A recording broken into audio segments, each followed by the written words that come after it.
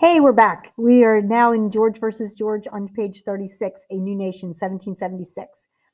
While Washington's soldiers and King George's soldiers were fighting one another, the Continental Congress made a crucial decision. Instead of just battling for their rights as citizens of Great Britain, they decided to aim for total American independence. We were reading about this in our social studies online book, ohiosamerica.org. To rally Americans to their cause and get support from Europe, they set to work writing a document that claimed the right of all people to choose their own government. It also placed the blame for every single one of their grievances squarely on the shoulders of King George himself. That's figure of speech to say they're putting the blame on his shoulders, like they're blaming it on him. This document was the Declaration of Independence, and its signers had just given birth to the United States of America. In modern language, here are some of the points it made about independence and just a few of the things it said about King George, even though it was really Great Britain's Parliament that had made all the laws oppressing the colonies. He gets blamed for it all because he was the head of, he's a leader. So that's what you get when you're in charge. So here we go. All men are created equal. They have the right to life, liberty, and happiness. The colonies should be free from Great Britain. Remember, this is in our own modern language instead of the Old English that's in the original. King George won't approve laws made by the colonists. He won't allow colonial governing bodies to have meetings. He won't let the colonists settle in Western lands. He makes our citizens feed and house his soldiers for free, even during peacetime, and won't punish them even if they commit murder. He won't let us take our goods with other. He won't let us trade our goods with other countries. He taxes us without our consent. He won't let us have fair trials by jury. He has stolen our ships, wrecked our land, burned our houses, and ruined our businesses.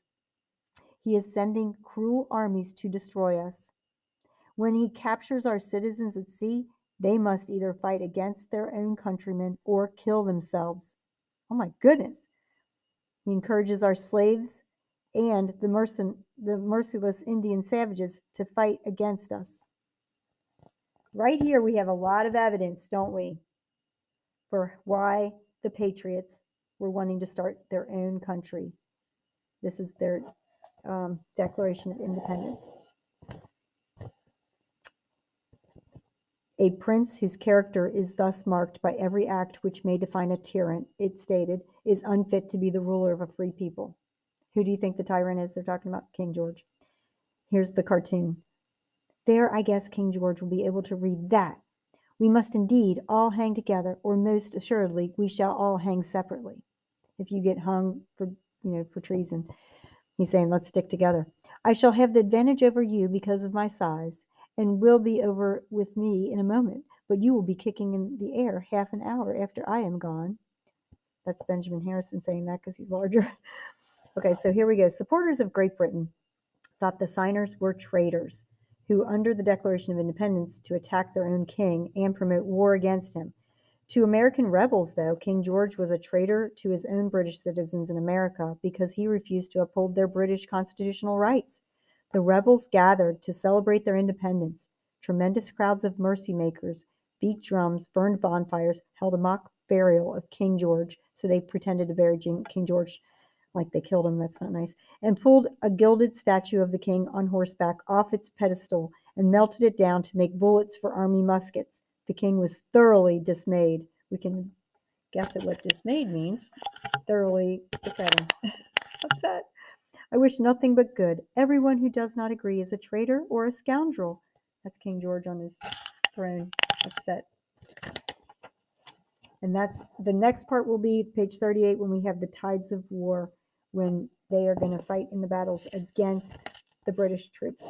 I'm going to stop here though, because this section, pages 37 and 38, A New Nation, that gives us more evidence for your writing if you were struggling with some reasons for why the Patriots were upset, or over here, why the Loyalists would be upset. So you'd have to kind of look through and see, supporters of Great Britain thought the signers were traitors who used the Declaration of Independence to attack their own king and promote war against him. So they're upset, aren't they? So if you're a loyalist, you're looking there. If you're a patriot, you have all these reasons to be upset. Okay? And I will close that book. And if you need any help, ask me. And have a good day.